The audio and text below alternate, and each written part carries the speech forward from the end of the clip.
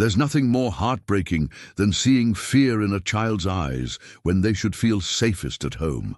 Every parent's worst nightmare became reality for 8-year-old Emma Clark when she walked barefoot to the sheriff's office, her small voice trembling with words no child should ever have to speak. In the quiet town of Dry Creek, Sheriff Ben Morrison thought he'd seen everything until Emma tugged at his sleeve and whispered about blood in her bed and her missing mama. What seemed like a simple case quickly turned into something darker when Morrison discovered the blood wasn't Emma's, and the little girl's story revealed secrets the town's most respected families would do anything to hide. Emma's mother held dangerous truths about Dry Creek's past, and now powerful men wanted both mother and daughter to disappear forever. But what happens when protecting one innocent child means going to war with an entire town? Before we jump back, tell us where you're tuning in from, and if this story touches you, make sure you're subscribed because tomorrow I've saved something extra special for you. Sheriff Ben Morrison had carried his father's tarnished badge for 12 years, but he'd never felt its weight more than he did that September evening when Emma Clark's small fingers wrapped around his weathered hand. The old brass star, worn smooth by 3 generations of Morrison lawmen, seemed to pulse against his chest as he knelt beside the frightened child in his office doorway. "Tell me again, sweetheart," Morrison said, his voice gentle as morning rain. "Tell me exactly what you saw." Emma's bare feet were dusty from the mile-long walk from her cabin on Willow Creek Road. Her cotton dress, faded blue with tiny flowers, hung loose on her thin frame. She clutched a raggedy stuffed rabbit that had seen better days, its one remaining button eye reflecting the amber light from Morrison's desk lamp. "There was blood on Mama's side of the bed," she whispered, her words barely audible above the evening crickets singing outside the open window. "Dark red, like when Daddy used to come home from hunting. But Mama, she was gone when I woke up from my nap." Morrison's jaw tightened. Emma's father had died in a mining accident 3 years ago, leaving Rebecca Clark to raise their daughter alone on what little she could earn cleaning houses and tending small gardens for the town's wealthier families. The Clarks lived simply, quietly, never causing trouble for anyone. Dry Creek sprawled across a high desert valley in eastern Oregon, where sagebrush gave way to pine forests that climbed toward snow-capped peaks. Founded in 1889, when silver was discovered in the surrounding hills, the town had weathered boom and bust cycles that left it with a population hovering around 800 souls.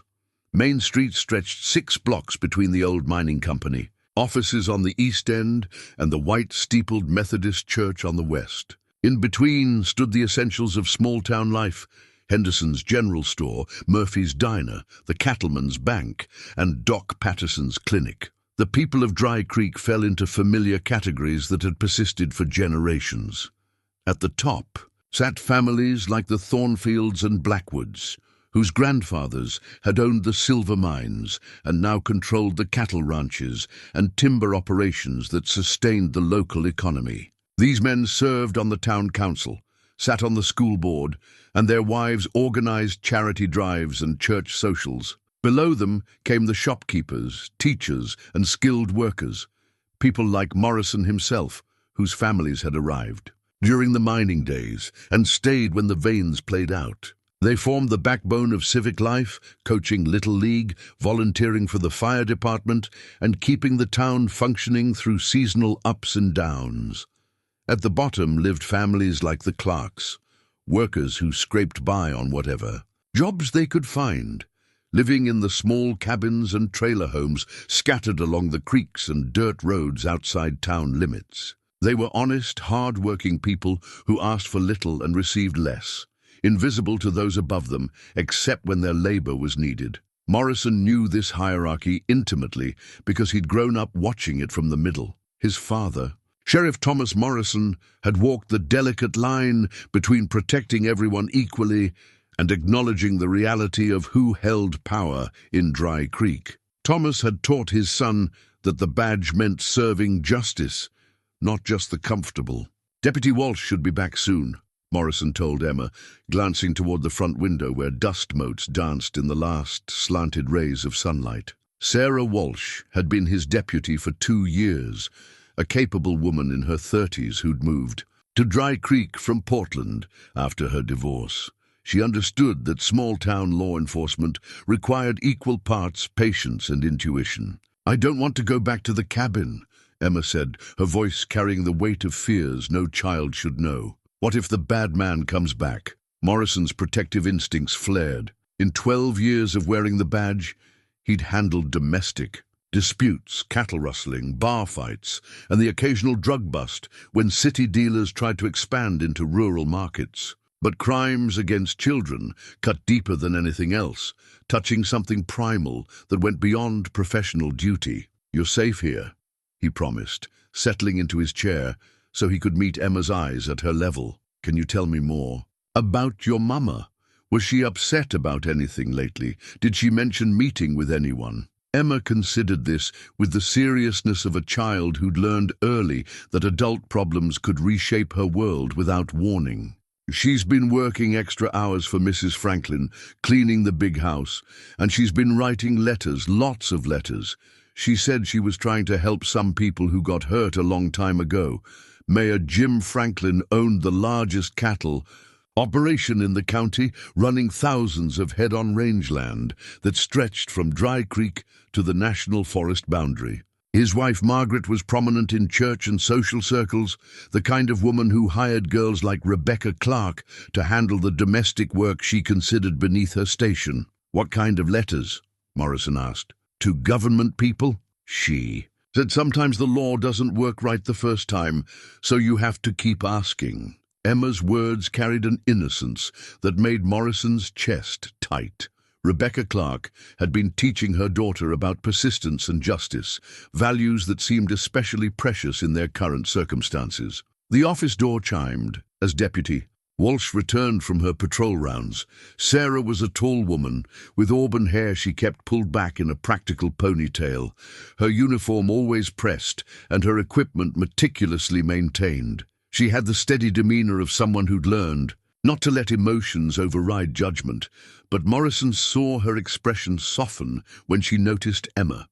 "What do we have here?" Sarah asked, her voice carrying the gentle authority that made her effective with domestic calls. Morrison brought her up to speed, while Emma sat quietly, occasionally whispering to her stuffed rabbit. As he spoke, Morrison felt pieces of a larger puzzle beginning to take shape in his mind. Rebecca Clark wasn't the type to disappear voluntarily, especially not without Emma. If she'd left blood behind, something terrible had happened. "I'll need to see the cabin," Morrison said, standing and adjusting his gun belt. "Sarah, can you call Doc Patterson? If there's been violence, we'll need him to examine the scene." "I want to come with you," Emma said, her small voice carrying surprising determination. "Sweetheart, that's not... She's my mama. I can help you understand what's different." Emma's logic was simple but sound. She knew the cabin better than anyone, would notice things out of place that strangers might miss. Morrison exchanged glances with Deputy Walsh. Standard procedure said to keep witnesses, especially children, away from crime scenes.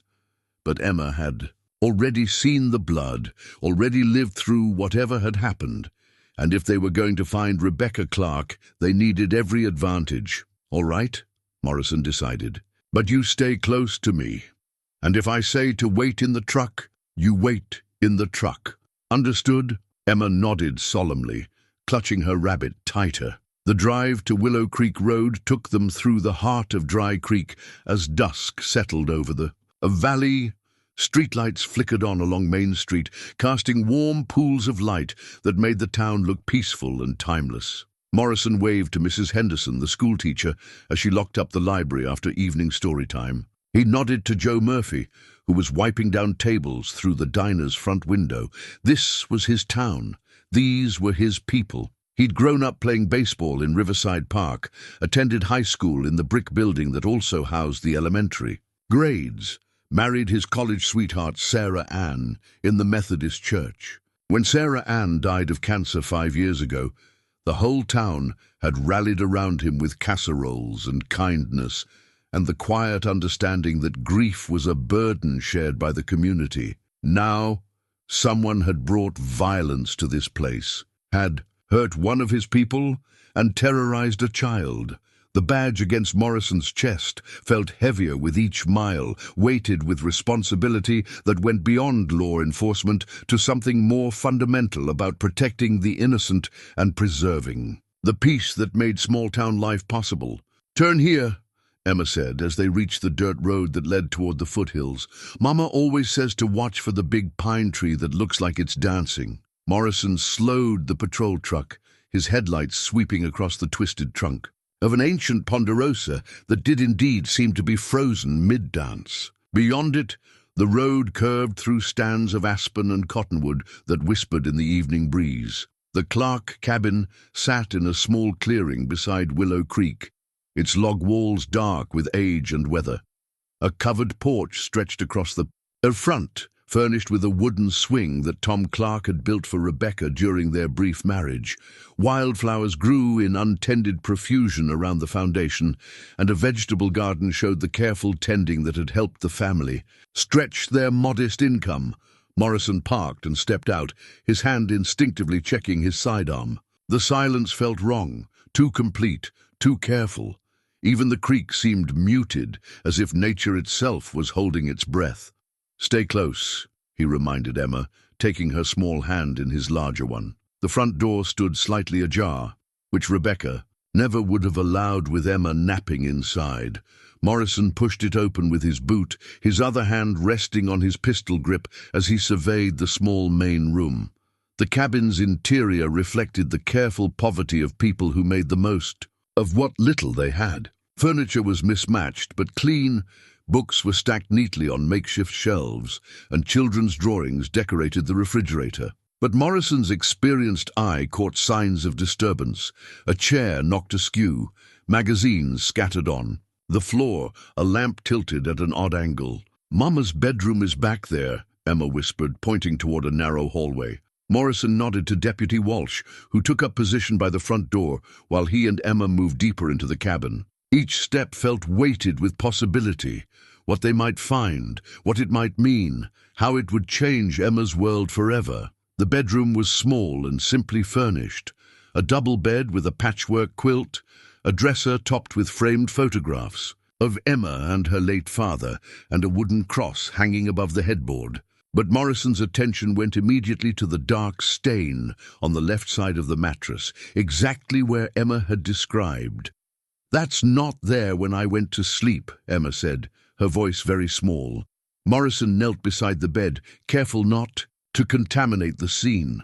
The stain was roughly the size of his open hand, dark red and still slightly damp. Not Emma's blood. She stood unharmed beside him. And from the pattern and quantity, probably not Rebecca's either. This was enough blood to suggest serious injury, but not necessarily fatal. "Deputy Walsh," he called. "We need Doc Patterson out." "Here now? And the camera?" As Sarah made the radio calls, Morrison continued his examination. Rebecca's side of the bed showed clear signs of struggle. Sheets twisted and pulled, partially off the mattress, a pillow on the floor, scratches on the wooden headboard that looked fresh. But what struck him most was what wasn't there.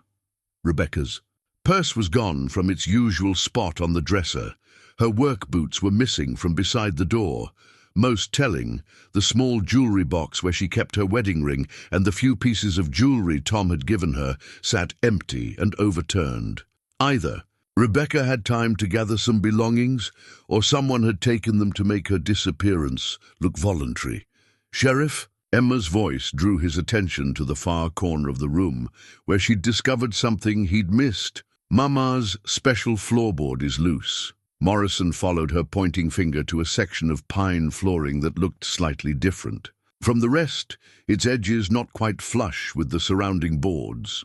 When he pressed on it, it gave slightly, revealing a small hiding place beneath. Inside lay a leather-bound journal, its pages filled with Rebecca's careful handwriting, and a manila envelope stuffed with photographs and documents. Morrison's pulse quickened as he recognized official letterheads, legal forms, and what appeared to be historical records. The first page of the journal, dated 3 months earlier, began with words that made Morrison's blood run cold. If something happens to me, I want people to know the truth about what really happened to the families who used to live on Wolf Creek. Morrison closed the journal and carefully gathered the evidence, his mind already racing ahead to implications he wasn't ready to face.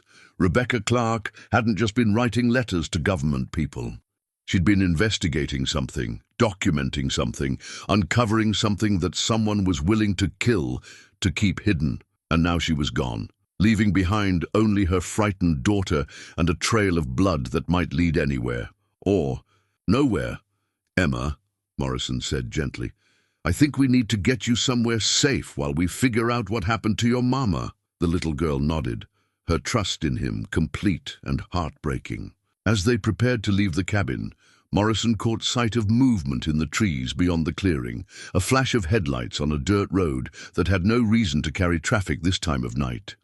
Someone was watching them, someone who now knew. The sheriff had found Rebecca's hiding place and discovered her secrets.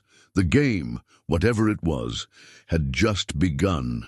Doc Patterson arrived 20 minutes later, his medical bag in one hand and his camera equipment in the other. At 72, he'd been Dry Creek's only physician for 4 decades, delivering babies, setting bones, and certifying deaths with the steady competence of a man who'd seen human nature at its best and worst. His white hair and gentle manner masked a sharp intellect that had made him Morrison's unofficial forensics expert on the rare occasions when such expertise was needed. "What do we have, Ben?" Doc asked, stepping carefully around the evidence markers Morrison had placed throughout the cabin. Blood, signs of struggle, and a missing woman with an 8-year-old daughter who's scared out of her mind.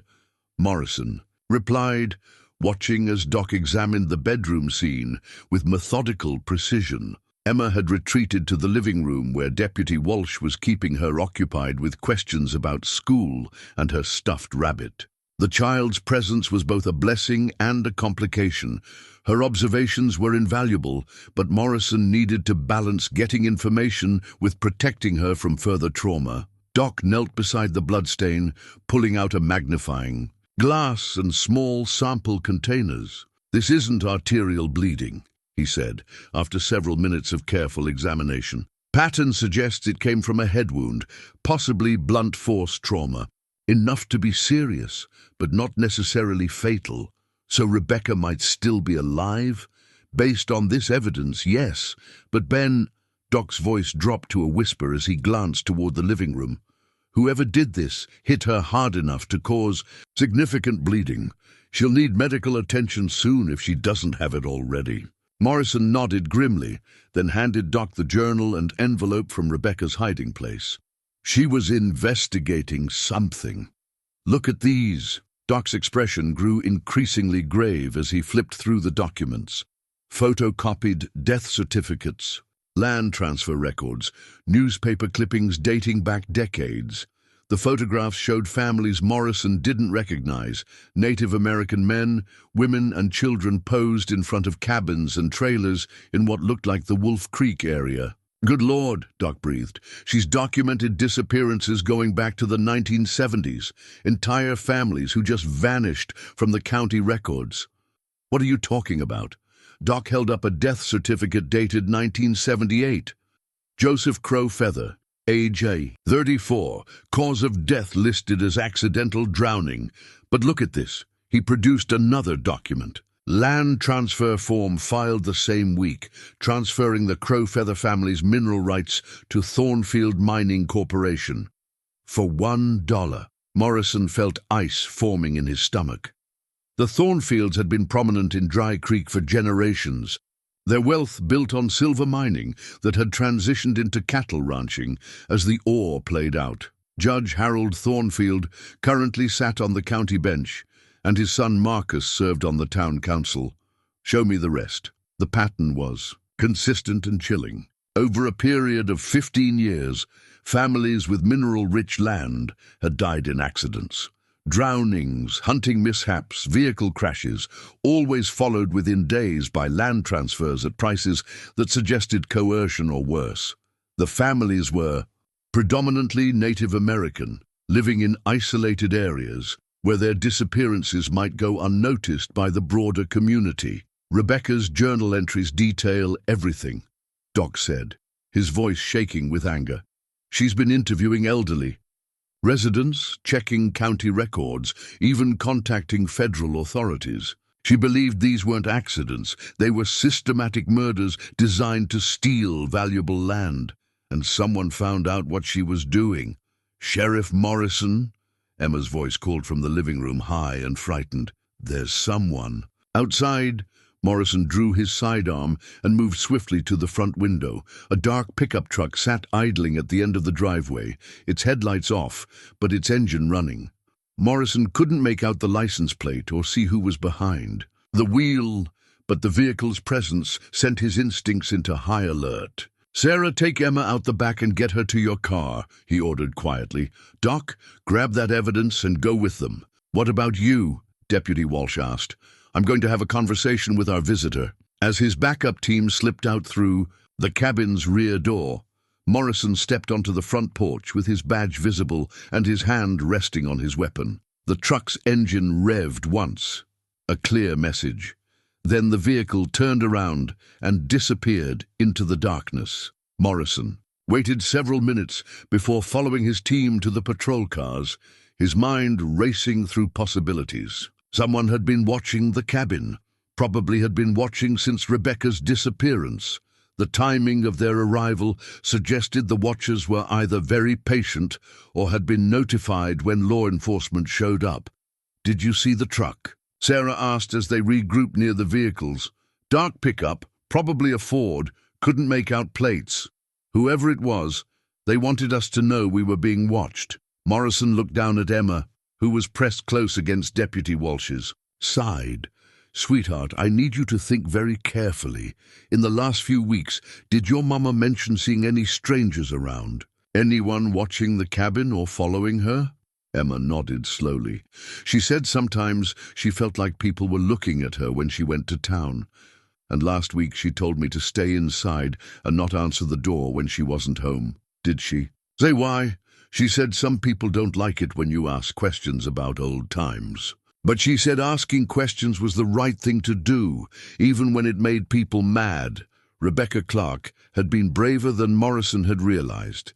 She'd uncovered what appeared to be a decades-long conspiracy of murder and land theft, and she'd continued her investigation even when it became dangerous. Now she was missing, possibly dead, and her 8-year-old daughter was the only witness to whatever had happened in that cabin. "We need to get Emma somewhere safe," Morrison said to Doc and Sarah. "If Rebecca was killed for what she knew, Emma might be next." "She can stay with me and Martha," Doc offered.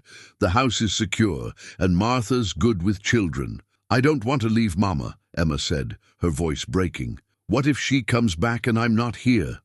Morrison knelt in front of the little girl, his heart aching for her confusion and fear. "Emma, your mama would want you to be safe above everything else. We're going to keep looking for her, but we need to make sure you're protected while we do that. Promise you won't give up?" "I promise. We're going to find out what happened to your mama, and we're going to bring her home if we can." The drive back to town felt longer than usual, Morrison's mind churning through the implications of Rebecca's investigation. If her documentation was accurate, they were looking at multiple homicides spanning decades, committed by people with enough power and influence to cover up their crimes. The Thornfield name appeared throughout the records, but involvement of such a prominent family would require extraordinary evidence to pursue. At Doc Patterson's house, Emma reluctantly accepted Martha's offer of hot chocolate and a comfortable bed in the guest room. As Morrison prepared to leave, she tugged on his sleeve one more time. "Sheriff, my mama's hiding place had another secret. There's a second board behind where you found the journal." Morrison's pulse quickened. "What's in there?" "I don't know. Mama said I should only tell someone if something bad happened to her." Emma's eyes were wide and serious. Something bad happened, didn't it? Yes, sweetheart, something bad happened, but we're going to make it right. Returning to the cabin, with Deputy Walsh and additional crime scene equipment, Morrison found the second hiding place exactly where Emma had indicated. This compartment contained a small digital recorder and a bundle of letters tied with string. The recorder held Rebecca's voice, documenting her final days of investigation. If you're hearing this, something has happened to me. I've discovered that families didn't just disappear from Wolf Creek, they were murdered for their land. The man behind it is still alive, still powerful, and he knows I'm close to exposing him. I've sent copies of everything to federal authorities, but I don't know if they'll act in time. Please take care of Emma. She's innocent in all this. The letters were addressed to the FBI field office in Portland, documenting everything Rebecca had discovered and pleading for federal intervention in what she believed was an ongoing criminal conspiracy. Morrison sat back on his heels, the weight of the badge on his chest feeling heavier than ever. Rebecca Clark hadn't just stumbled onto something. She'd been conducting a thorough investigation that threatened to expose decades of murder and corruption. Now she was missing, possibly dead, and her daughter was the only person who could verify her final days. Whoever was behind this had already demonstrated their willingness to kill to protect their secrets. With federal authorities potentially involved and Emma's life in danger, Morrison was facing the most complex and dangerous case of his career. The quiet town of Dry Creek, which had seemed so peaceful just hours earlier, now felt like a place where shadows hid deadly secrets and trusted neighbors might be killers. Morrison locked the evidence in his patrol car and took one last look at the cabin where a mother had fought to protect both her daughter and a truth that someone was willing to kill to suppress. The real investigation was just beginning. Morrison spent a sleepless night studying Rebecca's documentation, spread across his kitchen table like pieces of a massive, horrifying puzzle. The old mining company stock certificates he'd found buried in her papers told a story that went far beyond individual murders. They revealed a systematic campaign to steal mineral-rich land from Native American families who'd lived in the valley. For generations, dawn was breaking over the eastern hills when Deputy Walsh arrived with coffee and the grim expression of someone who'd been thinking hard about dangerous possibilities. "I've been going through county records," Sarah reported, settling into Morrison's kitchen chair with her laptop. Every family Rebecca documented has disappeared. The crow feathers, the running bears, the white eagles. They all owned land that's now part of the Thornfield Ranch operation or controlled by Blackwood Timber. Morrison nodded grimly. The death certificates all show different causes, but look at the timing. He arranged photocopied documents in chronological order. 1978, 3 families. 1981, 2 more. 1983, 4 families. Always in years when silver or copper prices were high, always followed immediately by land transfers, and always ruled accidental by the same county coroner, Sarah added, Dr. Edmund Blackwood, Marcus Blackwood's father. Morrison felt the net of conspiracy tightening. The Blackwoods and Thornfields weren't just wealthy families, they were interconnected power brokers whose influence reached into every aspect of county government. "We need to be very careful who we trust with this information." A knock at Morrison's front door interrupted their analysis. Through the window, he saw Mayor Jim Franklin's distinctive silver hair and expensive suit jacket, even at 7 in the morning. Morrison exchanged worried glances with Sarah before answering. "Ben, I hear there was some trouble out at the Clark place last night," Franklin said, stepping into the living room without invitation. His usual politician's smile seemed strained, and Morrison noticed sweat on his forehead despite the cool morning air. "Missing person case," Morrison replied neutrally. "We're investigating. Rebecca Clark's always been a bit unstable since her husband died. Drinks too much, talks to herself, makes up stories about people." Franklin's dismissive tone set Morrison's teeth on edge. "Probably just took off with some man, left the kid behind like her kind tends to do." "Her kind?" Morrison's voice carried a warning edge. You know what I mean. The trailer park crowd. No sense of responsibility. Franklin waved dismissively. Point is, there's no need to make a big production out of this. Girl'll turn up in a few days with a hangover and some excuse. Morrison studied the mayor's face, noting the nervous energy that didn't match his casual words. How did you know we were investigating? I haven't filed any reports yet. Franklin's composure slipped for just a moment. Small town, Ben. Word travels fast. Margaret mentioned that Rebecca didn't show up for work yesterday, and you felt compelled to come by my house at 7 in the morning to discuss it. Look, Ben, Franklin's voice took on the tone he used when trying to manage city council meetings. We've got the county fair next month. Tourism season winding up. The last thing Dry Creek needs is a bunch of outside attention over some domestic drama. Handle this quietly, okay? After Franklin left, Morrison and Sarah sat in uncomfortable silence. The mayor's visit was more than inappropriate. It was suspicious. His eagerness to dismiss Rebecca's disappearance and his knowledge of the investigation suggested someone had briefed him, which meant word of their discovery had already reached the wrong ears. We need to move fast, Morrison said. If they're willing to send Franklin to pressure me, they'll escalate soon.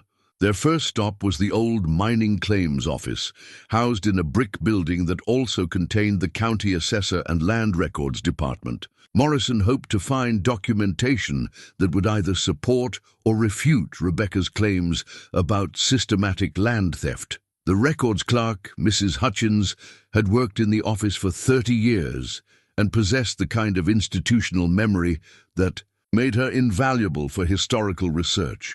She greeted Morrison warmly, but grew increasingly uncomfortable as his questions focused on the Native American families who'd lived in the Wolf Creek area. Those were difficult times, she said carefully, pulling out oversized ledger books that predated computerized record-keeping. A lot of families moved away when the mining industry declined. Some just packed up and left without forwarding addresses. What about death certificates, land transfers? Mrs. Hutchins' hands trembled slightly as she located the relevant files. The Crow Feathers, yes, tragic accident, that drowning. Joseph was such a nice man, always brought vegetables from his garden when he came to town. Morrison studied the land transfer documents. The mineral rights for the Crow Feather property had been sold to Thornfield Mining Corporation for $1, with Margaret Crow Feather signing as Joseph's widow. But Rebecca's research suggested Margaret and her children had disappeared within days of Joseph's death. Do you remember Margaret Crow Feather coming in to sign these papers, Mrs. Hutchins looked increasingly distressed. It was so long ago, Sheriff. I'm sure everything was handled properly. Judge Thornfield oversaw all the legal transfers personally. Judge Thornfield, Harold Thornfield. He wasn't a judge then, just the mining company's attorney. But he made sure all the paperwork was filed correctly. Mrs. Hutchins' voice carried the tone of someone repeating words they'd been told to say. Morrison's phone buzzed with a text from Doc Patterson. Emma had nightmares all night. Keep saying Uncle Thomas is coming to help. Who is Uncle Thomas? Morrison showed the message to Sarah, who immediately pulled out Rebecca's documentation. Flipping through family photographs, she found what they were looking for. A picture of Joseph Crow Feather standing with a younger man beside Wolf Creek. On the back, in faded ink, Joseph and Thomas, 1977. Thomas Crow Feather, Morrison realized. Joseph's brother.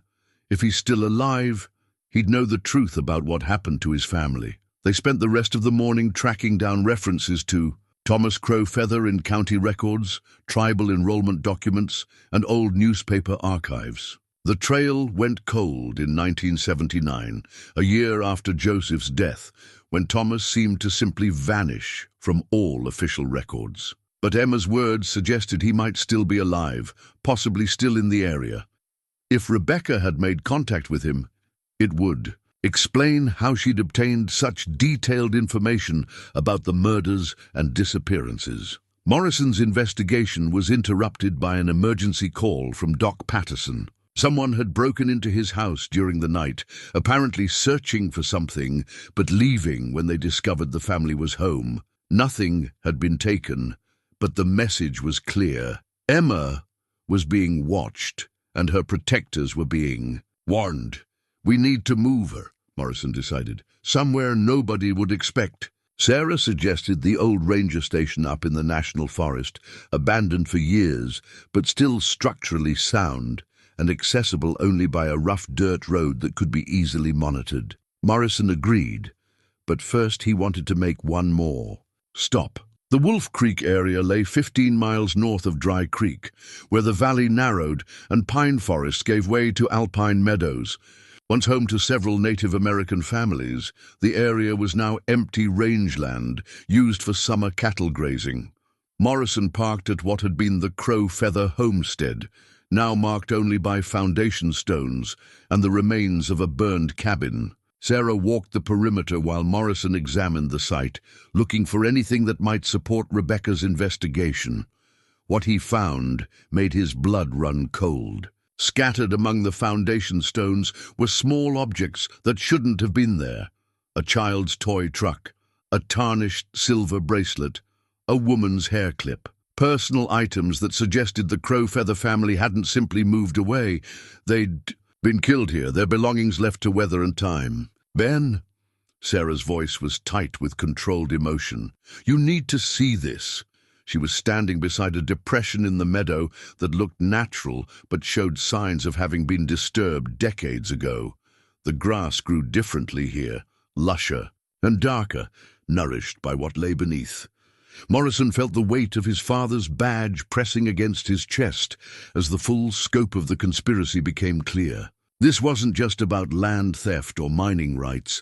Multiple families had been murdered, their bodies buried in unmarked graves, their deaths covered up by people who still held power in Dry Creek. Rebecca Clark had uncovered a genocide, and someone had killed her to keep it hidden. As they drove back toward town, Morrison's radio crackled with an urgent message from the county dispatch. Someone had reported gunshots in the national forest, in the exact area where they were planning to hide Emma. The killers were moving fast, trying to eliminate witnesses and evidence before the truth could spread beyond Dry Creek's borders. Morrison realized they weren't just investigating a crime anymore. They were in a race for their lives. Morrison's grandfather's compass had guided him through 2 tours in Afghanistan, its brass needle always pointing toward magnetic north, even when everything else in his world spun out of control. Now, sitting in his truck overlooking Dry Creek as the sun set behind the western mountains, he found himself relying on that same moral compass as the case spiraled into territory he'd never imagined.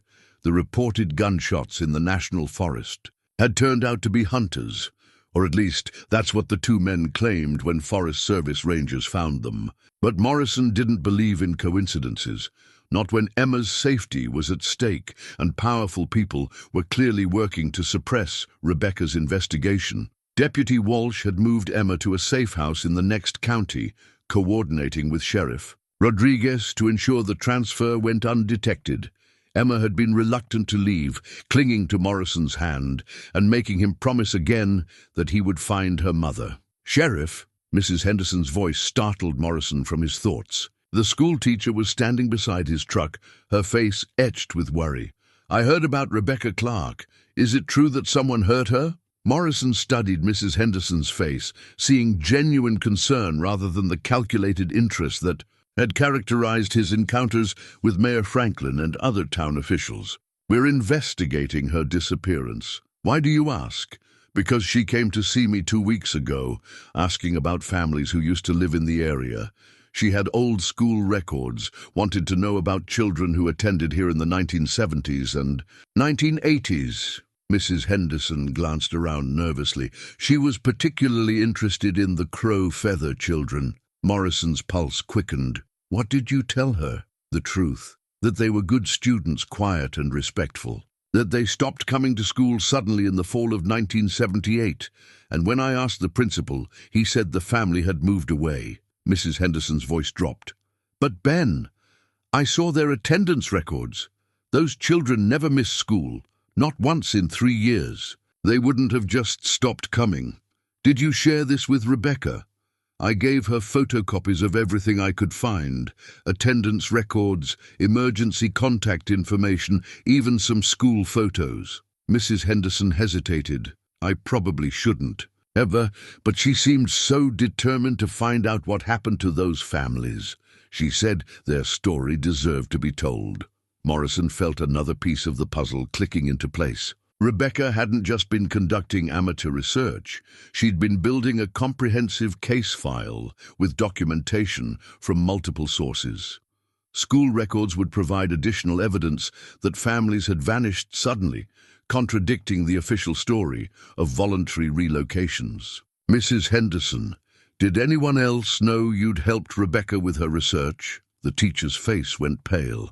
I mentioned it to Principal Matthews, and oh dear, I think Margaret Franklin overheard us talking in the school office. She was there. For a PTA meeting, Margaret Franklin, the mayor's wife, who employed Rebecca as a housekeeper. Morrison's mind raced through the implications. If Margaret had reported Rebecca's investigation to her husband, and if Mayor Franklin was connected to the conspiracy, then Rebecca's disappearance might have been planned and coordinated rather than a spontaneous act of violence. Mrs. Henderson, I need you to be very careful. Don't discuss this with anyone else. And if anyone asks what we talked about, tell them we were discussing school security measures. After the teacher left, Morrison sat alone in his truck, weighing options that all seemed to lead toward confrontation with some of Dry Creek's most powerful residents. His phone buzzed with a text from an unknown number. Your father knew when. To mind his own business, be smart like him.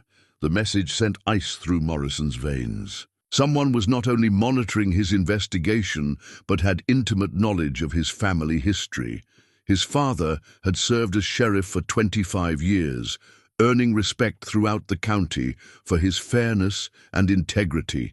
The suggestion that Thomas Morrison had deliberately ignored criminal activity felt like a personal attack, designed to shake his resolve. But it also raised uncomfortable questions. If the murders and land thefts had occurred during his father's tenure, how had such extensive criminal activity gone undetected? Had his father been threatened into silence, or had he chosen not to see what was happening to families on the margins of society? Morrison drove home to find his front door standing open and his house ransacked.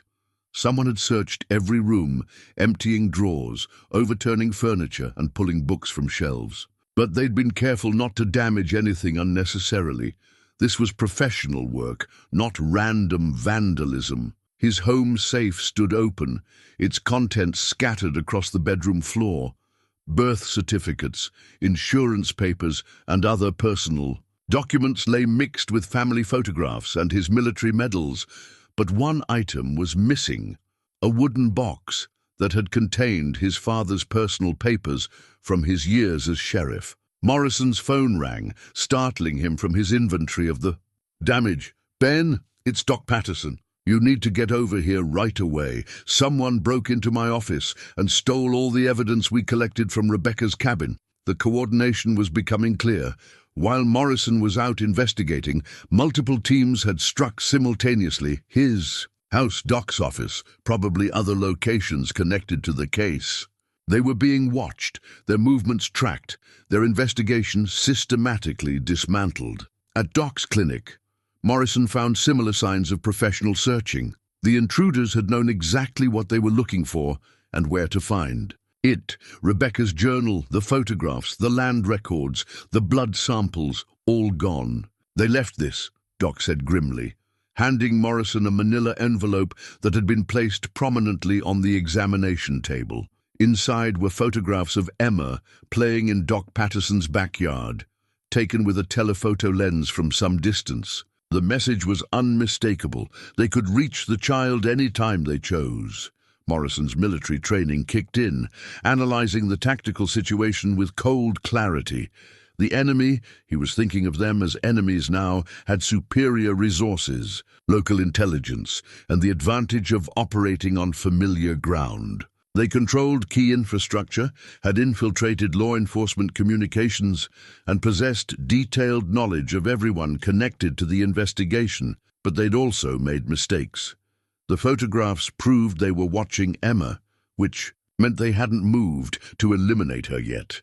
The careful searching rather than random destruction suggested they were still looking for something specific, and their willingness to escalate to direct threats indicated they were feeling pressure from somewhere. Morrison's phone buzzed with another unknown number. Riverside Park, midnight. Come alone, or the girl pays. Fear and rage warred in Morrison's chest as he stared at the message. They had Emma, or they knew where she was hidden. Either way, his protective instincts screamed at him to rush to the meeting point, to do whatever was necessary to keep the child safe. But his tactical training urged caution. Midnight meetings in isolated locations were typically ambush sites, designed to eliminate problems permanently. If he went alone, he'd likely disappear just like Rebecca Clark, leaving Emma with no one to protect her, and the truth buried forever. Morrison made a decision that went against every instinct, but followed. The compass of duty that had guided 3 generations of Morrison lawmen. He called Sheriff Rodriguez in the next county, providing a full briefing on the investigation and requesting immediate federal assistance through the FBI's Domestic Terrorism Task Force. Then he called Deputy Walsh on a secure line she'd established with the safe house. Sarah, they know where Emma is. We need to move her again tonight to federal protection. Ben, there's something else. Emma's been talking about her Uncle Thomas all day. She says he's coming to help her mama, that he's been watching over them for years. Morrison felt a spark of hope. If Thomas Crow Feather was still alive and involved, Emma might not be as alone as they'd feared. A man who'd spent 4 decades hiding from killers would have developed survival skills that could prove invaluable. Keep Emma safe, Morrison ordered. And Sarah, if something happens to me, make sure federal authorities get the full story. Don't let this get buried. As midnight approached, Morrison prepared for what might be his final confrontation with the forces that had terrorized Dry Creek for generations. His father's badge felt heavy against his chest, but the weight was no longer burdensome. It was the weight of justice waiting to be served. He checked his weapons, reviewed his tactical plans, and thought about Emma Clark's trusting eyes. Whatever happened at Riverside Park, he would not let down a child who believed in the power of asking the right questions, even when those questions made dangerous people angry. The compass needle pointed steadily north, toward duty, toward truth, toward the confrontation that would determine whether Dry Creek secrets remained buried or finally saw the light of justice. The medicine pouch lay in Morrison's hands like a bridge between worlds, old leather worn soft by decades of handling, beadwork that told stories he couldn't read, and inside it herbs that carried the scent of sage and cedar. Thomas Crowfeather had left it on Morrison's porch sometime during the night, along with a brass key and a note written in careful block. Letters. Rebecca trusted you. Meet me where the old church used to stand on Wolf Creek Road. Dawn. Morrison had found the package while preparing for what might have been his final confrontation at Riverside Park. The midnight meeting had turned out to be a feint. When he'd arrived at the park, he'd found only another photograph of Emma. And a message, "Stop digging or she disappears forever."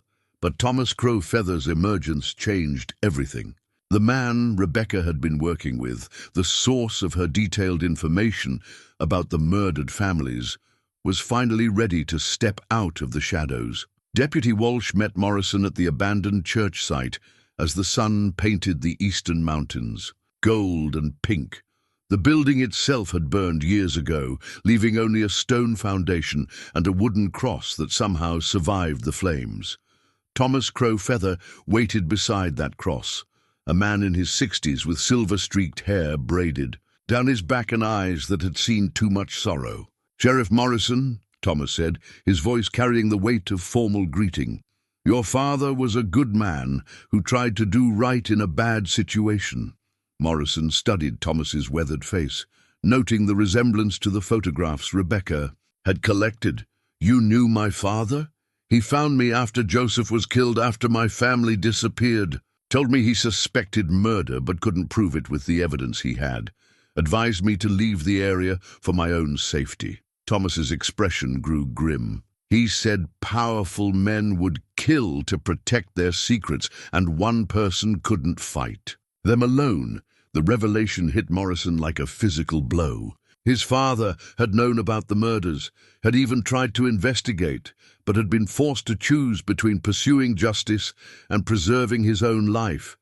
It wasn't cowardice. It was the pragmatic decision of a man who understood he was outgunned. "Rebecca and came to me 3 months ago," Thomas continued. "She'd found evidence that the killings were still happening, that families were still being targeted for their land. She wanted to finish what your father started." Morrison's throat tightened. "Is she still alive?" "Yes, but not for long unless we act quickly. They're holding her in the old silver mine up Copper Canyon, planning to make her disappear permanently once they're sure she didn't share information with federal authorities." Thomas handed Morrison the brass key from the medicine pouch. "This opens a safety deposit box at the bank in Pine Ridge, 1 county over. Rebecca put copies of everything there before she was taken. Documents, photographs, recorded testimonies. Enough evidence to bring down everyone involved." As they drove toward Pine Ridge, Thomas filled in the gaps in Rebecca's investigation. The conspiracy had started in the 1970s, when geological surveys revealed significant mineral deposits on Native American land in the Wolf Creek area. Rather than negotiate fair leases or purchases, a group of local businessmen led by Harold Thornfield had chosen to eliminate the landowners and forge land transfers. "They killed my brother Joseph first, made it look like drowning," Thomas said. His voice steady, but his hands clenched.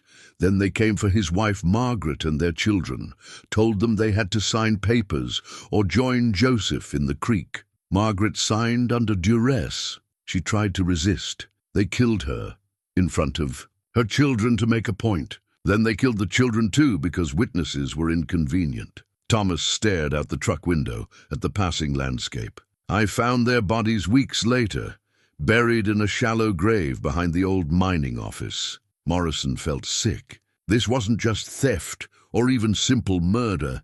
It was genocide, the systematic elimination of families for economic gain. How many people were involved? At least a dozen in the planning and execution. Harold Thornfield was the leader, but he had help from his brother Marcus, who ran the mining operations.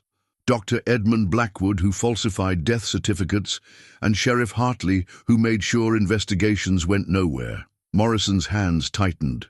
On the steering wheel, Sheriff Hartley had been his father's predecessor, a man Morrison had known as a family friend. "You're sure about Hartley? He's the one who buried the bodies and destroyed the evidence. Your father found out what he'd done, confronted him about it. That's when Hartley had his convenient heart attack and your father took over the job." The safety deposit box in Pine Ridge contained a complete documentary record of the conspiracy. Photographs of murder scenes, copies of forged documents, witness testimonies from survivors, and financial records showing how the stolen land had been monetized over the decades. Rebecca had been methodical and thorough, building a case that could survive legal challenges and expose the full scope of the crimes. "There's more," Thomas said as they reviewed the evidence. "Rebecca discovered the killings didn't stop in the 1980s. They'd been targeting anyone who asked too many questions about the disappearances. That's why your father backed off. They threatened to kill your mother and you." Morrison absorbed this information with mixed emotions: relief that his father hadn't been complicit, anger that he'd been forced into silence, and determination to finish what both his father and Rebecca had started. But Thomas had saved the most shocking revelation for last. Rebecca found out they're planning one final elimination. There's a new mining company interested in reopening the silver claims. But first, they need to clear out any remaining witnesses. They've targeted the last 3 families who know parts of the truth, including Emma. Emma's the key witness to Rebecca's investigation. She knows about the hidden documents, the safety deposit box, everything her mother discovered. They can't let her live. Morrison's protective instincts flared as he thought about the frightened 8-year-old who'd trusted him to find her mother and keep her safe. The conspiracy wasn't just about covering up past crimes. It was about eliminating anyone who could expose them. We need federal help, Morrison decided. This is bigger than local law enforcement can handle. Thomas nodded, but looked skeptical. Rebecca tried contacting the FBI. Someone intercepted her letters and warned the conspirators. That's how they knew to take her. The implication was clear. The conspiracy had tentacles reaching into federal law enforcement, or at least the ability to monitor and intercept communications with federal agencies. Any rescue attempt would need to be planned carefully, with operational security that assumed their enemies had inside information. Morrison's phone buzzed with a text from Deputy Walsh. Emma's safe house was compromised. Moving to backup location. No idea how they found us. Fear and rage battled in Morrison's chest as he realized the scope of the forces arrayed against them. The conspirators had resources, intelligence networks, and the ruthless determination of people who'd already committed multiple murders to protect their secrets. But they'd also made a critical error. By targeting Emma and threatening Rebecca, they'd forced Thomas Crow Feather out of hiding, a man who'd spent 40 years evading killers, who knew the truth about every crime they'd committed, who had nothing left to lose and everything to gain. From finally seeing justice served, the war for Dry Creek's soul was about to begin, and Morrison was no longer fighting alone. Rebecca's small digital recorder contained her final message, hidden inside Emma's favorite stuffed rabbit where only the most desperate search would find it.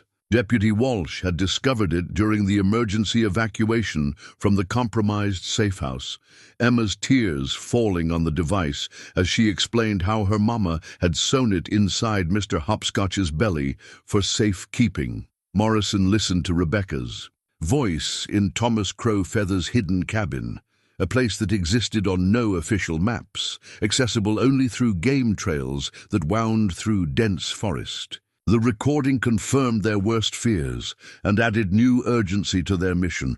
If you're hearing this, they've taken me. Rebecca's voice was steady, but carried the weight of someone who knew she might be recording her own eulogy. Judge Harold. Thornfield is the leader, but he's not working alone. Mayor Franklin, Dr. Blackwood's son Marcus, and others I haven't identified yet. They killed Thomas's family and at least 12 other families between 1975 and 1985.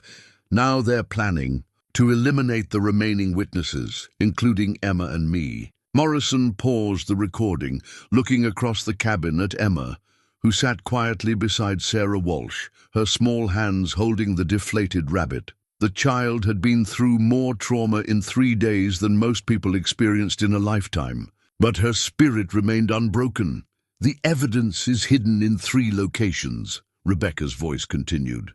The safety deposit box Thomas showed you, a second cache in the old mine office foundation, and copies with a federal contact I trust completely, Agent Maria Santos, with the Bureau of Indian Affairs.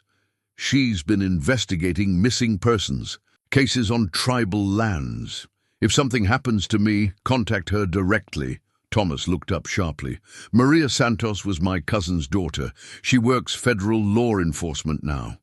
Morrison nodded, feeling the first spark of hope they'd had since the crisis began. A federal agent with personal connections to the victims would be less likely to be compromised, more likely to take aggressive action to protect Emma and rescue Rebecca. There's more on the recording, Sarah said grimly. Rebecca's voice resumed. They're planning something for the county fair next weekend. I overheard Judge Thornfield talking to someone about cleaning house before the federal attention gets too intense. I think they're going to stage accidents, eliminate multiple targets at once, and blame it on some kind of disaster. Morrison felt ice in his veins. The county fair would draw thousands of people to Dry Creek, creating chaos that could hide multiple murders. Emma would be an obvious target, but so would anyone else who posed a threat to the conspiracy. "How many people know pieces of the truth?" Morrison asked Thomas. "Besides us?" "Mrs. Henderson knows about the school records. Doc Patterson knows about the forensic evidence. A few elderly residents remember when the families disappeared, but were too scared to talk." Thomas counted on his fingers.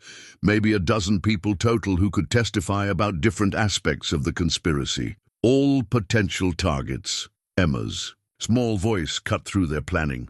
"Uncle Thomas, can we go get Mama now? I know where they're keeping her." Morrison and Thomas exchanged startled glances. "Sweetheart, how do you know that?" "I followed the bad man to his truck when he came to get Mama. He didn't see me, 'cause I hid behind the woodpile, but I saw where he went." Emma's eyes were serious, older than her 8 years. "The mine up Copper Canyon, where the big metal building used to be."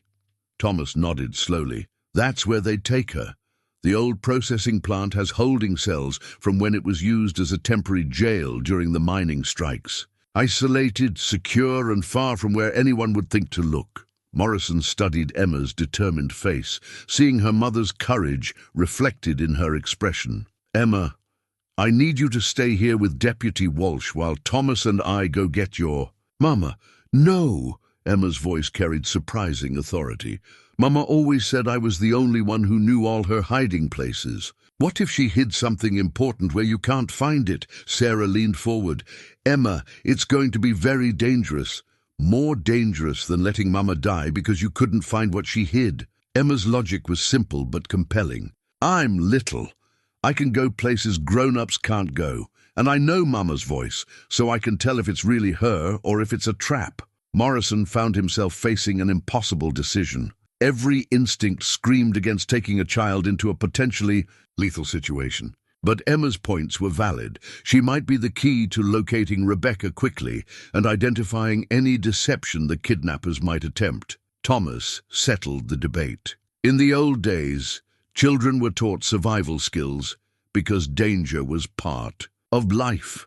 Emma's already proven she's brave and smart. If we're careful, her knowledge could save her mother's life. They spent the remainder of the day planning the rescue operation with military precision. Thomas knew the mine layout from his years of hiding in the area. Morrison contributed tactical expertise from his combat experience. Sarah provided communication support and backup planning. Emma surprised them all with detailed observations about the kidnapper's vehicle, schedule, and even his voice. Information that helped them identify Judge Thornfield's son Marcus as the primary operative holding Rebecca. As evening approached, Morrison made a decision that went against everything he'd been taught about law enforcement. Instead of waiting for federal backup or coordinating with other agencies, they would move that night, using speed and surprise to overcome the conspirators' advantages in resources and local support. "Why the rush?" Sarah asked. Thomas answered grimly, "Because Maria Santos's office called today. Someone's been asking questions about her contact with Rebecca, using official channels to trace any federal involvement. If the conspiracy reaches into federal agencies, Agent Santos might be compromised or eliminated before she can help us." Morrison realized they were completely on their own. No backup, no official support, no safety net beyond their own skills and determination. 3 adults and 1 child against a conspiracy that had successfully covered up mass murder for 40 years. But they had advantages the killers didn't expect. Thomas's intimate knowledge of the terrain, Morrison's combat experience, Emma's detailed intelligence about her mother's situation, and most importantly, the moral certainty that comes from fighting for justice rather than covering up crimes. As they prepared weapons and equipment for the night raid, Morrison thought about the badge he'd inherited from his father. Thomas Morrison had been forced to choose between his family's safety and pursuing justice. Now his son faced the same choice, but with different stakes. Emma Clark represented everything Morrison had sworn to protect: innocence, truth, the right of the powerless to seek justice against the powerful. If he failed tonight, the conspiracy would eliminate her and Rebecca, destroy the evidence, and continue their reign of terror for another generation.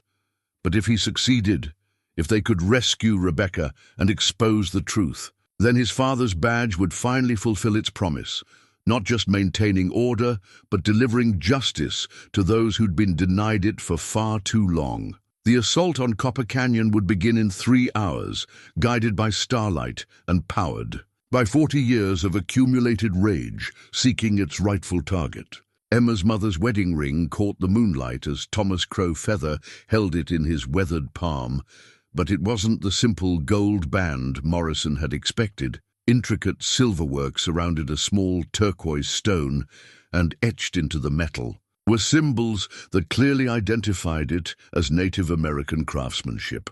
"This changes everything," Thomas said quietly, his voice heavy with implications Morrison was only beginning to grasp. Rebecca Clark isn't who she said she was. They were positioned on a ridge overlooking the old mining complex 2 hours before their planned assault. When Thomas had made the discovery while examining personal items Rebecca had hidden throughout the area. Emma sat between Morrison and Deputy Walsh, her small face serious as she listened to revelations that would reshape everything she thought she knew about her mother. "What do you mean?" Morrison asked, though ice was already forming in his stomach. Thomas turned the ring so Emma could see the engravings clearly. "These are Crow Feather family markings. This ring belonged to my sister-in-law, Margaret. Joseph gave it to her when they married in 1976. Emma stared at the ring, her young mind working through implications that would have staggered adults. "But Mama's name is Rebecca Clark. She married Daddy in 2010. "Your Mama's real name is Rebecca Crow Feather," Thomas said gently. "She's my niece, Margaret and Joseph's daughter. She was 7 years old when the killers came for her family." Morrison felt the world shifting beneath his feet. "You're saying Emma's my grandniece. She's Crow Feather blood, the last direct descendant of Chief Running Eagle, whose land rights extend to over 1,000 acres, including the richest mineral deposits in the county." The tactical situation had just become exponentially more complicated. Emma wasn't just a witness to her mother's investigation. She was the primary target, the final obstacle to the conspirators' complete control of Native American mineral rights in the valley. "How did Rebecca survive when the rest of her family was killed?" Sarah asked. Thomas's expression grew distant with painful memories. "Margaret hid her in the root cellar when she heard the men coming. Rebecca saw her parents and brothers murdered through a crack in the floorboards. After the killers left, she crawled out and ran into the forest. I found her 3 days later, half dead from exposure and terror. She was so traumatized she couldn't speak for months. When she finally started talking again, she'd blocked out most of her memories, probably as a protection mechanism." Morrison studied Emma's face, seeing new layers of resemblance to Thomas's weathered features. "She grew up not knowing who she really was. I told her she was my cousin's child from another reservation. Sent her to live with a family in California who helped her build a new identity. Rebecca Clark became real through carefully forged documents and years of living the lie." Thomas's voice carried decades of protective guilt. "I thought I was keeping her safe by hiding her true heritage. But she came back. The memories started returning when Emma was born. Becoming a mother triggered something. Protective instincts, ancestral connections. I don't know. She began having dreams about her family, about Wolf Creek, about voices, calling for justice. Emma had been listening with the intense focus children brought to revelations about their identity. "So I'm really Emma Crow Feather." "You're Emma Clark Crow Feather," Thomas said gently. "Both names are yours. Your mama chose Clark to protect you, but Crow Feather is your birthright." Morrison felt pieces of the conspiracy's puzzle clicking into a new pattern. That's why they escalated when Rebecca started investigating. They thought all the Crow Feathers were dead, that the land rights had died with them. But Rebecca's existence, and especially Emma's, means those rights are still valid. All the land transfers, all the mining operations, all the development over the past 40 years, it's been illegal, built on forged documents and mass murder. Sarah whistled softly. How much money are we talking about? Thomas pulled out a surveyor's map marked with mineral deposits and property boundaries. Current estimates put the mineral rights alone at over $50 million. Add in timber rights, water rights, and development potential, and you're looking at holdings worth $250 million or more. Morrison stared at the map, understanding finally why the conspiracy had persisted for so long and grown so desperate. This wasn't just about covering up old murders. It was about protecting an economic empire built on genocide. They can't let Emma live, he realized. Even if they kill Rebecca and destroy all the evidence, Emma's existence proves the original murders were committed for gain.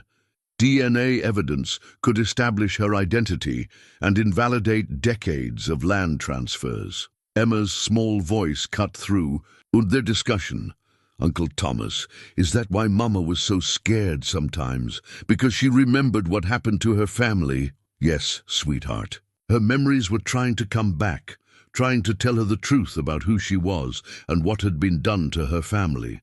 That's why she started investigating, not just as Rebecca Clark looking for answers, but as Rebecca Crow Feather seeking justice for her murdered parents and brothers. The revelation transformed Morrison's understanding of Rebecca's investigation.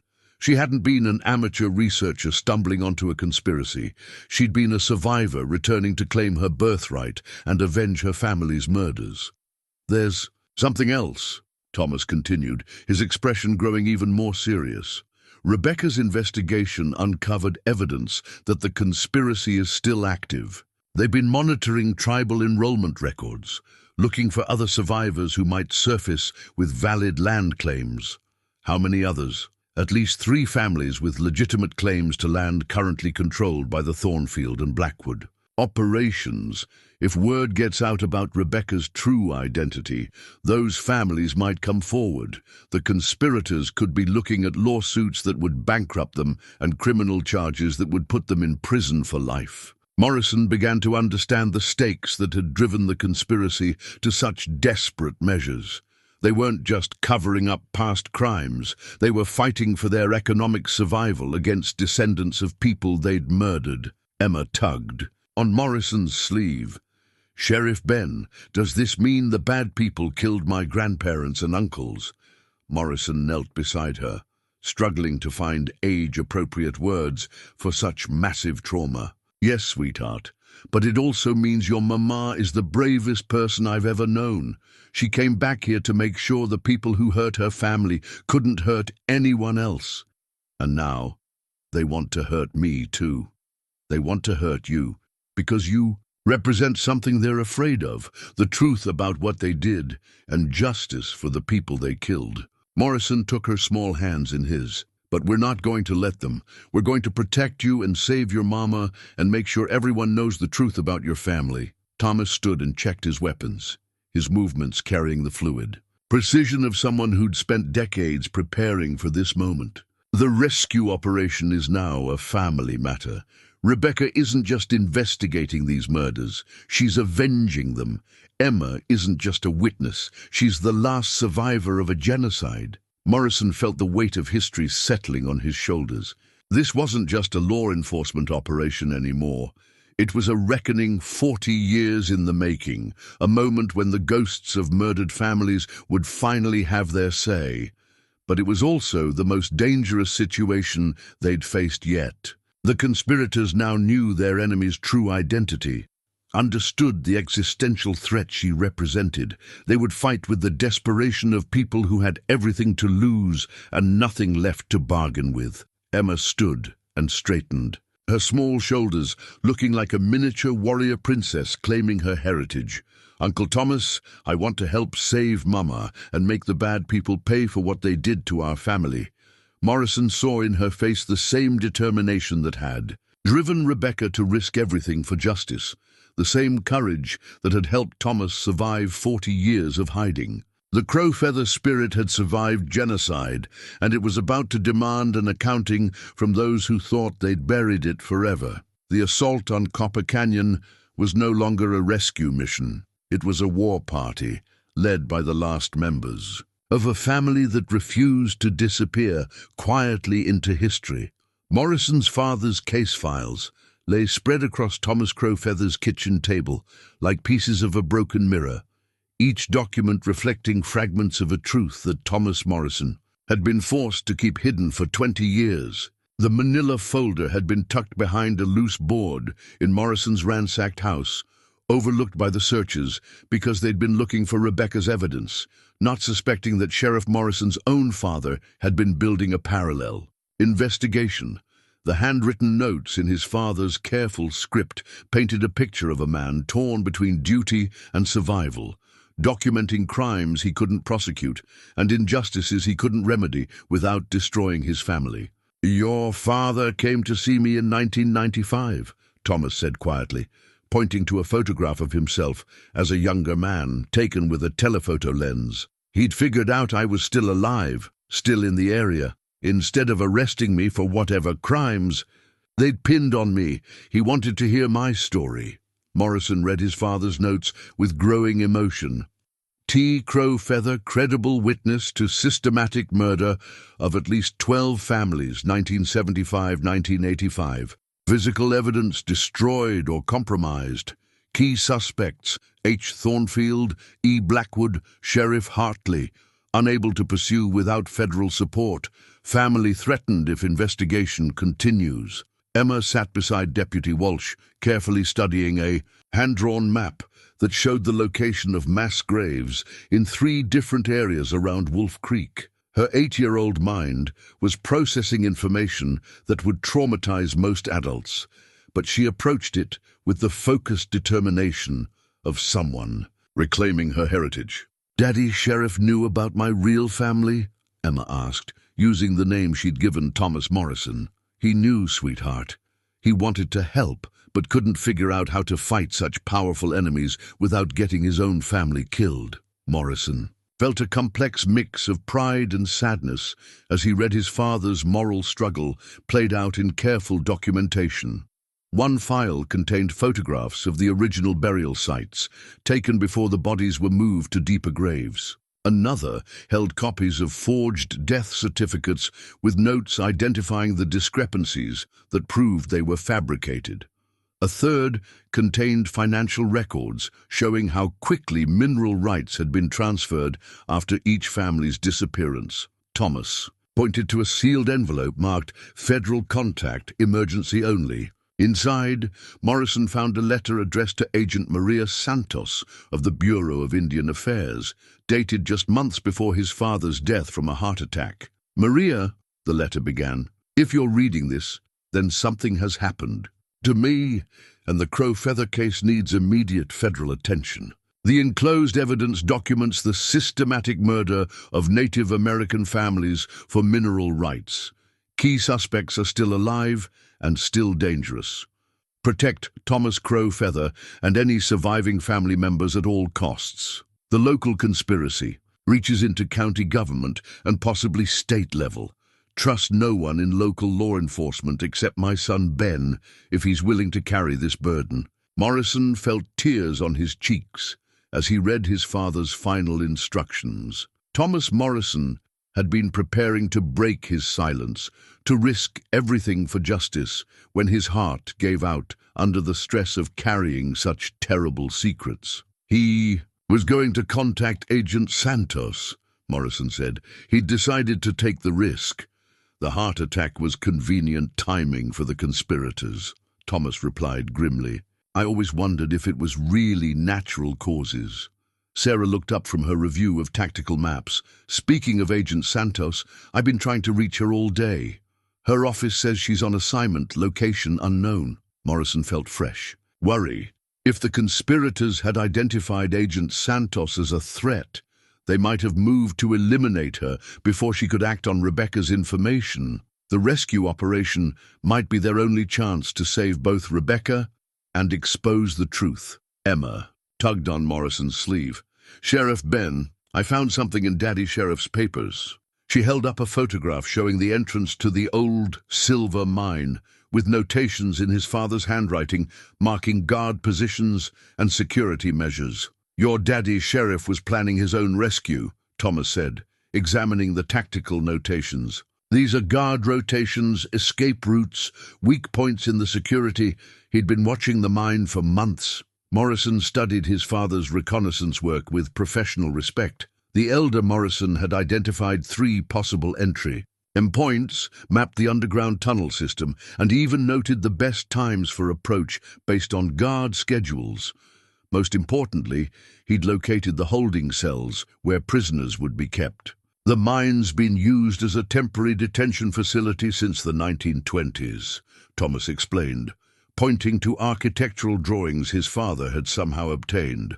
During labor strikes, they'd hold union organizers there until they could be quietly eliminated. The cells are in the deepest part of the mine, accessible only through a single tunnel. Easily defended, but also easily trapped, Morrison noted. If we go in the main entrance, they can seal us inside. Sarah spread out topographical maps of the area. What about the old ventilation shafts? Some of those might connect to natural cave systems. Thomas nodded. There's a back way in through Devil's Canyon, follows an underground stream that connects to the mine's drainage system. Your father marked it here. He pointed to barely visible pencil notations on the map's margin. Morrison felt the tactical situation crystallizing. 3 adults and 1 child against an unknown number of armed conspirators in terrain that favored the defenders, with no backup and no official support. The kind of odds that required perfect planning and flawless execution. Emma, Morrison said gently, I need you to understand something. Where we're going tonight, people might get hurt. Your mama might be injured. There might be shooting and scary things happen. Emma's response surprised him with its maturity. Sheriff Ben, when bad people took my first family away, I was too little to help. Now I'm bigger, and Mama taught me that sometimes you have to be brave, even when you're scared. Your first family? The one I don't remember much about, but Uncle Thomas told me they were brave too. Emma's voice carried a quiet strength that reminded Morrison of her mother's courage. If Mama was brave enough to come back here and find out what happened to them, I can be brave enough to help save her. Morrison exchanged glances with Thomas. And Sarah. They were asking an 8-year-old to participate in what amounted to a military assault against killers who'd already demonstrated their willingness to murder children. But Emma was right.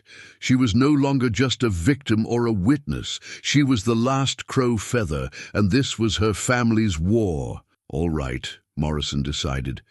But you follow orders without question. Stay exactly where we tell you. And if something goes wrong, you run for help no matter what happens to the rest of us. I promise. They spent the next hour reviewing the assault plan with military precision. Thomas would use his knowledge of the terrain to guide them through the back entrance. Sarah would provide overwatch and communications, ready to call for federal backup if the operation went wrong. Morrison would lead the direct assault on the holding cells. Emma's role was crucial, but carefully limited. She would remain at a safe distance unless her knowledge of her mother's voice or habits was needed to verify Rebecca's condition or avoid traps. As midnight approached, Morrison felt the familiar pre-combat calm settling over him. His weapons were cleaned and loaded, his equipment checked and rechecked, his mind focused on the mission objectives. But this time, the weight of his father's badge carried additional meaning. He was finishing work that 2 generations of Morrison lawmen had begun. There's something else in your father's files, Thomas said, handing Morrison a sealed envelope marked, for Ben, if I don't survive to tell you myself. Inside, Morrison found a letter in his father's familiar handwriting, dated just weeks before. His death. Son, if you're reading this, then the burden of the Crow Feather case has fallen to you.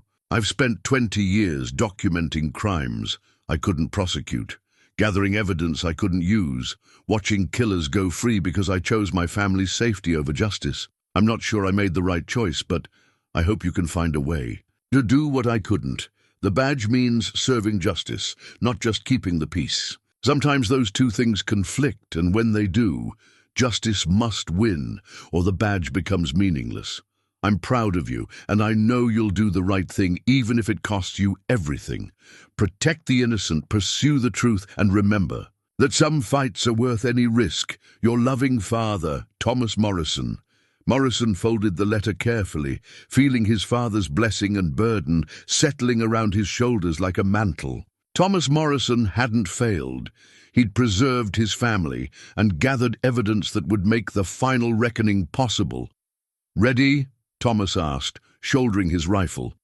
Morrison looked around at his small team, an old warrior seeking justice for his murdered family, a dedicated deputy willing to risk her career for truth, and a brave child reclaiming her heritage from those who'd tried to erase it. Not the backup he would have chosen, but perhaps exactly the team this mission required. "Let's go bring Rebecca." "Oh," Morrison said, checking his sidearm one final time.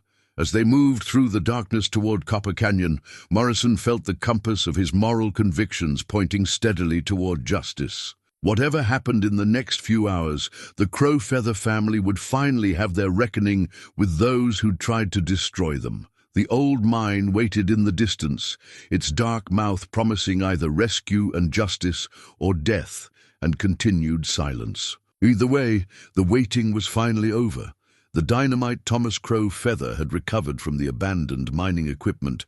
She'd felt cold and dangerous in Morrison's hands, each stick wrapped in waxed paper that crackled softly as they prepared. The charges.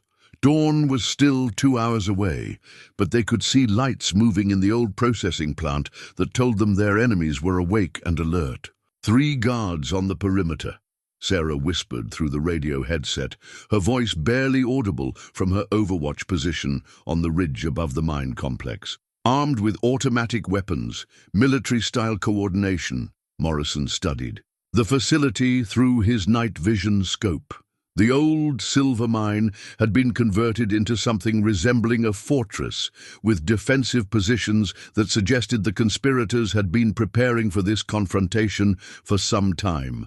Emma crouched beside Thomas in the concealment of a fallen pine tree, her small face painted with camouflage grease that made her look like a miniature warrior. "Uncle Thomas, I can hear Mama," she whispered. "She's singing the lullaby she taught me, the one about brave children who never give up." Thomas listened carefully, his experienced ear picking up the faint sound of Rebecca's voice carried on the night wind. "She knows we're coming," he said quietly. "She's singing to let us know she's alive and conscious." Morrison felt a surge of relief mixed with renewed urgency. Rebecca was alive, but her condition was unknown, and they had no idea how many guards were between them and the holding cells. The assault began with Thomas's diversionary charge on the main entrance. Explosions lit up the night as he detonated carefully placed charges that collapsed part of the mine's administrative building, drawing the guards' attention away from the rear approach Morrison and Emma were using. Moving through the underground stream that connected Devil's Canyon to the mine's drainage system, Morrison and Emma crawled through passages that were barely wide enough for an adult. The water was ice-cold and filled with debris, but it provided the stealth approach they needed. "This way," Emma whispered, her small size allowing her to navigate spaces that would have stopped Morrison. "I can hear Mama's voice getting stronger." They emerged from the drainage tunnel into the mine's lower level, where ancient mining equipment cast strange shadows in the dim emergency lighting. Morrison's tactical experience screamed warnings about the tactical disadvantage of fighting in confined spaces, but they were committed now. The first guard they encountered was a young man Morrison didn't recognize, armed with a rifle and positioned to watch the main tunnel. Morrison's military training took over, and he neutralized the threat silently, using techniques that left the guard unconscious but alive. Emma pointed toward a heavy metal door marked "Storage, Authorized Personnel." "Only Mama's voice is coming from there." Morrison approached the door carefully, listening for sounds of additional guards or traps. What he heard instead was Rebecca's voice, stronger now, singing a traditional lullaby that Emma had mentioned. But there was something else, a pattern in her singing that suggested she was trying to communicate. "She's telling us about the guards," Emma whispered, demonstrating an understanding of her mother's coded message that impressed Morrison. Two men inside, one by the door, one watching the back. Morrison nodded, impressed by Rebecca's tactical thinking, even under extreme duress. But before he could formulate an assault plan, the metal door burst open and Judge Harold Thornfield stepped out, holding a pistol pointed directly at Emma. "Sheriff Morrison," Thornfield said, his cultured voice carrying the authority of decades. "In the courtroom, I was wondering when you'd figure out the truth about our little Native American problem." Morrison kept his weapon ready, but didn't dare raise it with Emma in the line of fire. "Judge, you're under arrest for kidnapping, murder, and conspiracy to commit genocide." Thornfield laughed, a sound devoid of any humor.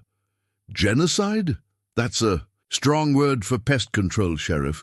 Those families were squatting on valuable land, contributing nothing to the community's economic development. They were human beings with legal rights to their ancestral property. They were obstacles to progress. We removed obstacles." Thornfield's casual admission to mass murder sent ice through Morrison's veins. "Just like we're going to remove the final obstacles tonight." Through the open door, Morrison could see Rebecca chained to a chair in what looked like an old mining office that had been converted into an interrogation room. She was injured, but conscious, her eyes meeting Morrison's with a mixture of relief and warning. "Mama." Emma started forward, but Morrison caught her arm. "Not yet, sweetheart," Thornfield smiled coldly. "How touching. The last crow-feather brat come to join her mother in extinction. Do you know, Sheriff, that eliminating this child will complete work my father started 40 years ago? Not a single witness left to testify about our land acquisitions." Morrison saw movement behind Thornfield. Thomas Crow Feather emerging from the shadows like an avenging ghost, carrying enough dynamite to bring down half the mountain. The old warrior's eyes blazed with 40 years of accumulated rage finally finding its target. "Hello, Harold," Thomas said quietly. "Remember me?" Judge Thornfield's confession letter lay scattered across the floor where Deputy Walsh had tackled him, his handwritten admission to 4 decades of murder and land theft spilling out in elegant cursive that contrasted starkly with the brutality of his crimes. The document he'd planned to use to frame Morrison had instead become the final piece of evidence needed to expose the entire conspiracy. "You should have minded your own business, Morrison," Thornfield gasped, blood trickling from his nose where he'd hit the stone floor. "Your father was smart enough to back down when he realized what he was dealing with." Morrison knelt beside the fallen judge, his handcuffs ready, but his attention focused on Thomas, who was helping Rebecca free herself from the chains that had held her in the makeshift prison. Emma ran to her mother, tears streaming down her face as they embraced for the first time since the nightmare began. "My father was gathering evidence," Morrison said quietly. "He was going to expose you, but his heart gave out from the stress of carrying your secrets." "His heart gave out from the digitalis we slipped into his coffee over several months," Thornfield replied, with chilling matter-of-factness. "Slow-acting, untraceable, looks like natural causes. We'd perfected the technique on several other inconvenient witnesses." Sarah Walsh stepped forward, her service weapon trained on Thornfield. "That's a confession to murdering a law enforcement officer, Your Honor." Thornfield laughed bitterly. "You think any of this matters? You think you can expose us and walk away? We've been covering up murders for 40 years. What's a few more?" Morrison looked around the underground chamber, seeing additional evidence of the conspiracy's scope scattered throughout the converted mining office. File cabinets full of forged documents, photographs of murder scenes, even audio recordings of victims pleading for their lives. Thomas helped Rebecca to her feet, her injuries visible but not life-threatening. "Ben," she said, her voice hoarse but strong, "there's something else you need to know. They weren't just stealing land, they were feeding information to mining companies about tribal territories throughout the region. This conspiracy reaches into Colorado, Utah, Nevada. How many families? Morrison asked, though he wasn't sure he wanted to know the answer. Based on what I found, at least 50 families across 4 states, Rebecca replied. All killed for mineral rights, all covered up by local officials who were part of the network. Emma looked up at her mother with 8-year-old directness. Mama, are you going to be okay? I'm going to be fine, sweetheart. Thanks to Sheriff Ben and Uncle Thomas, we're all going to be fine. But even as she spoke, Morrison heard sounds that suggested their escape wouldn't be simple. Heavy footsteps in the tunnels above them, radio chatter, the distinctive sound of automatic weapons being loaded and checked. They've got backup coming, Sarah reported through her headset. At least 6 vehicles, maybe more. Military-style equipment. Thomas looked grim. Thornfield wasn't the only one involved. If this conspiracy reaches as far as Rebecca says, they'll have resources we can't match. Morrison made a tactical decision that went against his every instinct as a law enforcement officer. Instead of trying to fight their way out against superior numbers, he activated the charges Thomas had placed throughout the mine complex. "Everyone down!" he shouted as explosions rocked the underground chamber. The charges had been carefully placed to collapse specific tunnels while leaving their escape route intact. Dust and debris filled the air, but the structural damage was controlled, enough to trap Thornfield and prevent reinforcements from reaching them, but not enough to cause a complete collapse. As the dust settled, Morrison heard Emma's clear voice, cutting through the chaos. "Uncle Thomas, look, the explosions opened up the old burial place." Where the wall had collapsed, Morrison could see into a natural cave system that contained the remains of dozens of people, carefully arranged and preserved by the dry mountain air. The Crow Feather family cemetery, hidden for 40 years, but now exposed by the very violence that had tried to erase it. Thomas stood in the entrance to the sacred ground, tears streaming down his weathered face. "My brother Joseph, my sister-in-law Margaret, my nephews Samuel and David." He knelt beside remains that had been respectfully buried according to tribal tradition. They weren't just murdered and dumped, someone honored them properly. Rebecca limped to Thomas's side, understanding immediately. "You buried them, didn't you? You came back after the killers left and gave them a proper ceremony." "It was all I could do. I couldn't seek justice, couldn't expose their murders, but I could make sure they weren't forgotten." Thomas's voice broke with 40 years of suppressed grief finally finding release. Morrison documented the burial site with his camera, while Sarah secured the confession letter and other evidence scattered throughout the chamber. Judge Thornfield sat in handcuffs, his arrogant facade cracking as he realized the full scope of what had been exposed. Federal agents would find enough evidence to prosecute not just the local conspirators, but the broader network that had enabled genocide across multiple states. The Crow Feather family would finally have justice, and their surviving members would reclaim their ancestral lands. Emma walked among the graves with the solemnity of a child who understood she was meeting her family for the first time. "Mama," she said quietly, "can we tell them their story now? Can we make sure people remember what happened to them?" Rebecca smiled through her tears. "Yes, sweetheart, we can tell their story. We can make sure everyone remembers." Morrison's new sheriff's badge caught the morning sunlight streaming through his office window, its polished surface reflecting a world that had changed dramatically in the 3 months since that September night when Emma Clark first walked barefoot through his door. The brass star felt different now, heavier with responsibility fulfilled, lighter with secrets finally exposed.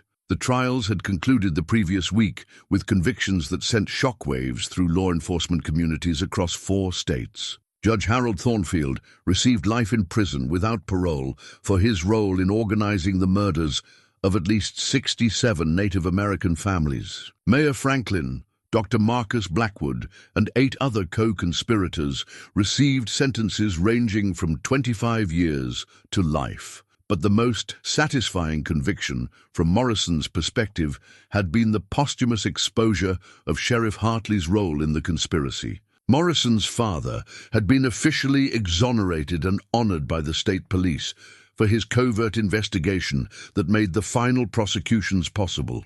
Emma, now officially Emma Clark Crowfeather, sat in Morrison's visitor chair, coloring. In a book, while her mother Rebecca finished signing papers that would transfer ownership of over 1,200 acres of mineral-rich land back to the Crowfeather family.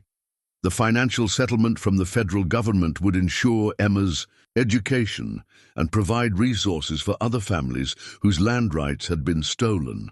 "Sheriff Ben," Emma said, looking up from her coloring, "Mrs. Henderson wants to know if you'll come speak to my class about being brave when bad people try to scare you." Morrison smiled at the 8-year-old who'd shown more courage than most.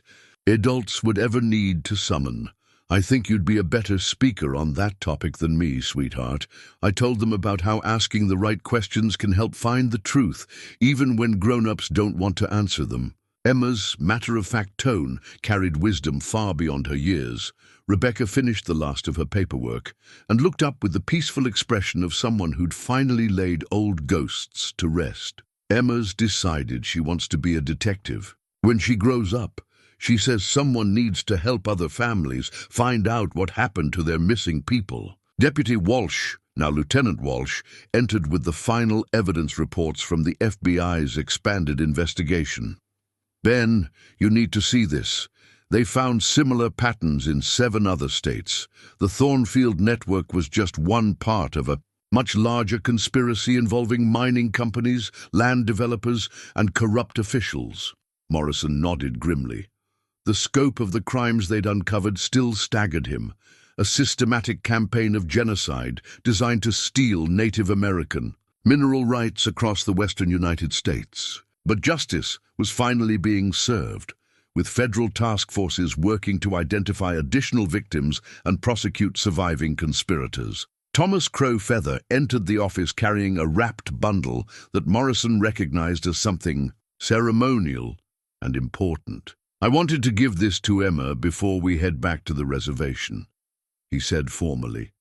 Inside the bundle was a small medicine pouch, similar to the one Thomas had used to contact Morrison, but this one was clearly made for a child. Emma's eyes widened with delight as Thomas explained the significance of each bead and symbol. "This connects you to all the grandmothers and grandfathers who came before," Thomas said gently. "When you wear it, you carry their strength and their love, and you carry the responsibility to remember their stories." Emma nodded solemnly, understanding instinctively that she was receiving more than just a gift. "Uncle Thomas, will you teach me the old songs? The ones Mama remembers from before. I'll teach you everything, little warrior. The songs, the stories, the names of all your relatives who fought and died to protect this land." Thomas's weathered face creased in a smile. "Your mama did a brave thing coming back here to find the truth. Now you get to help her tell that truth to the world." Rebecca gathered Emma into her arms, both of them looking more peaceful than Morrison had ever seen them. The trauma of the past would never fully disappear, but it had been transformed from a source of fear into a foundation for justice. "Ben," Rebecca said, "I want you to know that what you did, what you risked for us, it meant everything. Not just to Emma and me, but to all the families who never got justice." Morrison thought about the badge on his chest, about the legacy his father had left him, about the choice between maintaining order and serving justice. "Your investigation did the real work," he replied. "I just helped finish what you and my father started." The memorial service for the murdered Crowfeather families took place the following Sunday at the site where the old church had stood on Wolf Creek Road. Hundreds of people attended, tribal members from across the region, federal officials, and residents of Dry Creek who were still processing the truth about their town's dark history. Emma spoke at the ceremony, her clear young voice carrying across the meadow as she read the names of her murdered relatives and promised that their stories would never be forgotten. Morrison watched from the crowd, thinking about how courage often came in the smallest packages and from the most unexpected sources. The wooden cross that had survived the church fire now stood at the center of a proper memorial garden, with stone markers for each family that had been killed and brass plaques telling their stories.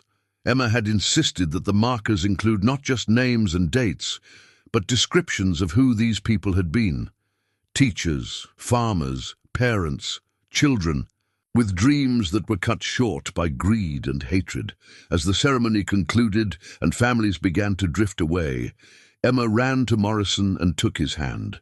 "Sheriff Ben, thank you for keeping your promise. You found Mama, and you made sure everyone knows the truth about my family." Morrison knelt beside her, thinking about the questions that had started everything. "Emma, your mama taught you that. Asking the right questions was important. What's the most important question you learned to ask?" Emma considered this with the seriousness she brought to all important matters.